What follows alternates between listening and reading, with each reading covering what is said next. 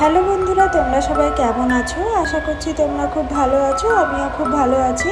বিয়ের পর প্রথম বরের জন্মদিন পালন করেছিলাম। বরের যেহেতু সেদিন ছুটি ছিল না, তাই আমি দোকানে গিয়ে কিছু বাজার করে নিয়ে এসেছিলাম। আমাদের হায়দ্রাবাদে যেহেতু মিষ্টি ঠিকভাবে পাওয়া যায় না, তাই আমি বাড়িতেই বানিয়েছিলাম। এই মিষ্টিটা প্রথমবারই বানিয়েছিলাম, তো তোমাদের সাথে শেয়ার করছি। দেখো, নিজের মতন করে এই মিষ্টিটা বানিয়েছিলাম।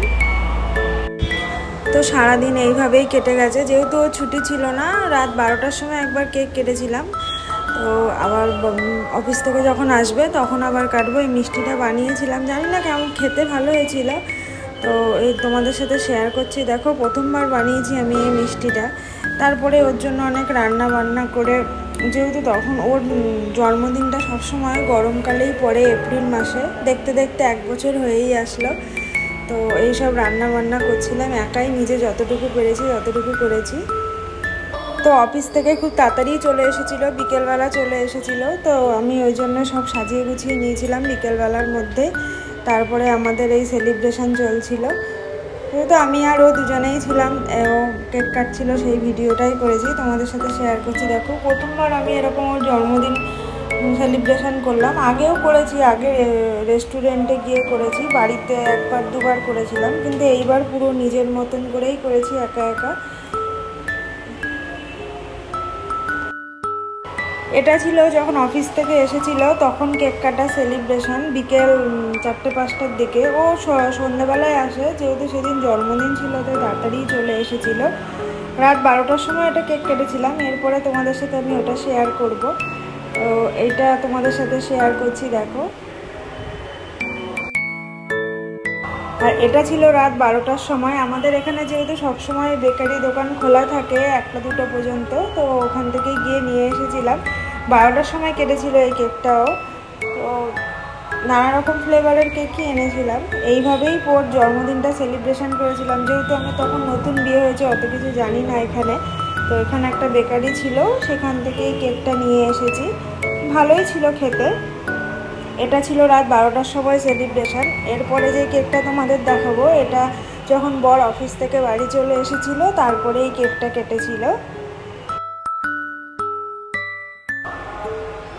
কেক কাটার পরে আমরা কিছু ফটো তুললাম নিজেদের, যেহেতু ঘরের মধ্যে দুজনই ছিলাম, তো এক একজন করে ফটো তুললাম। দেখো, তোমাদের সাথে আমি শেয়ার করছি। সেই বছর প্রথম ছিল সেলিব্রেশনটা।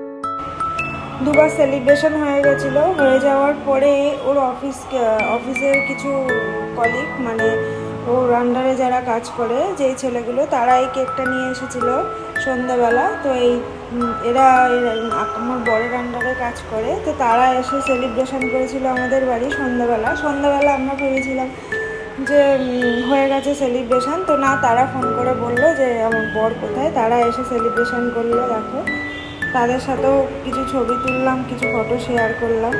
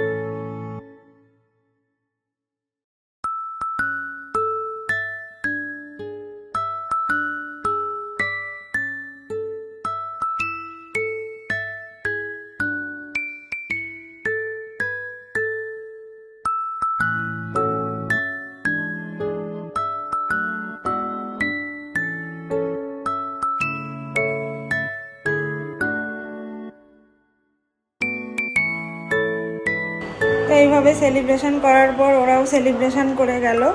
তো তোমাদের সাথে শেয়ার করছি ভিডিওগুলো। দেখো, এইভাবেই আমি আমার বরের জন্মদিন পালন করেছিলাম। যেহেতু দুপুরে ওকে খেতে দেওয়া হয়নি, মানে অফিসে ছিল, সেইভাবে খেতে দেওয়া হয়নি। তো তো প্রথমবার যেহেতু আমি ওর বার্থডেটা সেলিব্রেশন করেছিলাম, অফিসে থাকার কারণে দুপুরবেলা ওকে কিছু খেতে দেওয়া হয়নি, সেই জন্য রাতেই অ্যারেঞ্জমেন্ট করেছিলাম, মানে যে রান্নাবান্না করেছিলাম ওকে রাত্রেই খেতে দিয়েছি সব। তো এইটুখানি আমি অ্যারেঞ্জমেন্ট করেছিলাম ওর জন্য। তো এইভাবেই ওর জন্মদিনটা আমি আগের বছর মানে 2025-এ সেলিব্রেশন করেছিলাম। এই বছরও চলে আসলো দেখতে দেখতে ওর জন্মদিনটা। আমার এই ভিডিওটা তোমাদের কেমন লাগলো অবশ্যই কমেন্ট করে জানিও। আবারও দেখা হবে তোমাদের সাথে নতুন ভিডিওতে। সবাই খুব ভালো থেকো, সুস্থ থেকো, সবাই আশীর্বাদ করো আমার বর যেন এইভাবেই হাসি খুশিভাবে সবাইকে নিয়ে চলতে পারে। আমি তোর সাথে খুব হ্যাপি আছি, তো সবাই আশীর্বাদ করো ও যেন এইভাবেই দিনগুলো, আগামী দিনগুলো কাটাতে পারে। তো সবাই খুব ভালো থেকো, আবারও দেখা হবে নতুন একটি ভিডিওতে।